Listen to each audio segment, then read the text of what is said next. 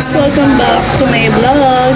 So for today's video, gusto ko lang naman i-share sa inyo kung ano yung ginawa ko kanina na pagpasok ko. Grabe yung sitwasyon na nangyari sa akin. So ganito kasi yung nangyari nun. So break ko pala ngayon. So ang nangyari nun, sabi kasi nila, yung dun daw sa may tulay, meron daw truck na nakaharang. So, ayun yung naging cause ng traffic. So, yung mga papuntang monumento na jeep, hindi sila nagsasakay, guys. Kasi hanggang ano lang sila, pulo to tatawid lang sila. Hindi sila umaabot hanggang LRT monumento. So, kaya yung nangyari sa akin ganito, guys. Panoorin nyo na lang. So, dito pala ako naghihintay, guys, sa tatawid. So, ang dami na nga namin dito dahil wala nga kaming masakyan. So yun, ginawa ko palang pumila dito. Sakayan to papuntang Malinta para doon na lang sana ako sasakay. So, ito nga nangyari. So, sobrang haba ng pila and wala din talagang nagsasakay.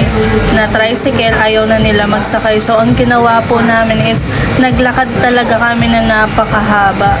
So guys, nakita ko kasi yung kapatid ko na nakapila doon. So sabi ko na lang na sobrang tagal namin naghintay. So ang ginawa na lang namin is naglakad na lang kami. Sobrang malayo pero kailangan din kasi para pumasok.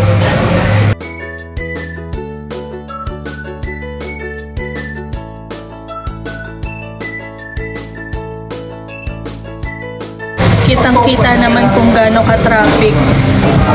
Hindi ko alam kung ano yung ano talaga pinaka-reason kung bakit anong nangyari doon sa tulay. Kasi once na masarado nga yun talaga, so nagiging cause ng traffic. So ito na nga yung nangyari. So ang aga-aga na itong exercise.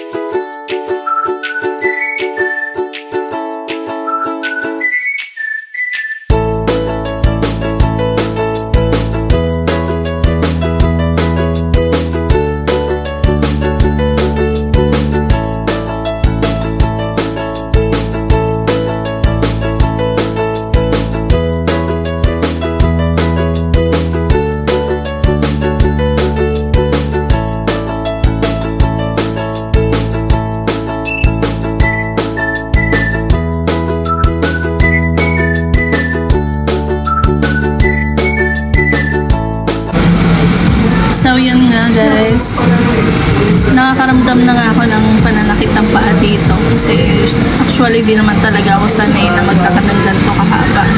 Siguro dati naglalakad naman talaga ako dito kaya alam ko din kung paano yung way nito papunta dun sa trabaho ko. So talaga nangyari dito talaga, nanakit talaga yung paa ko kasi galing din talaga sa sakit ng paa dahil sa trabaho ko dahil ilang oras naman kaming nakatayo. So, mabilis talaga sumakit yung paa ko. So, ito na nga guys, nararamdaman ko na ito na malapit na ako dun sa Malinta.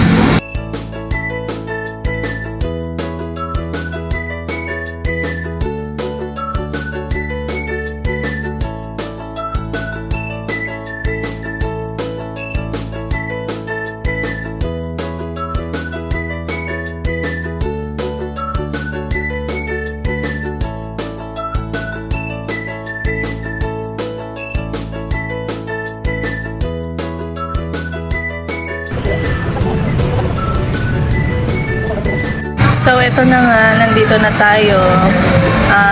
Sobrang lapit na talaga namin. So, talagang iniisip ko dyan kung meron bang sakayan, kung traffic ba, kasi malilate na talaga ako, as in, super late na talaga ako. And sana meron akong masakyan. And meron kaming masakyan talaga dito.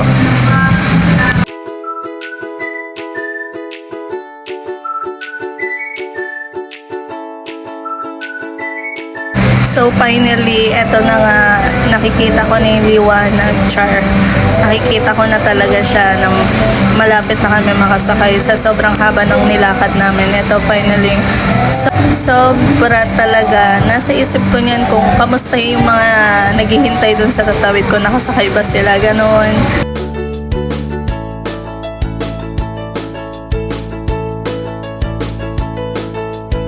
So yun, ang haba pa pala ng nilakad namin dito papuntang sakayan ng jeep. So nakikita ko naman na meron kaming masasakyan.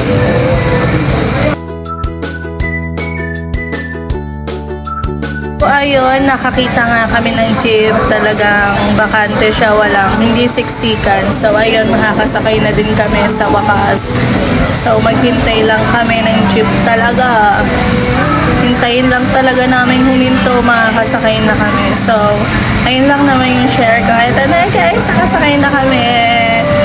Then, share ko lang to Share lang. Thank you guys. Ramdam na ramdam talaga yung pagod ni ate girl sa paglalakad. Pero dahil sa alipin tayo ng pera, syempre, kailangan pa rin nating pumasok.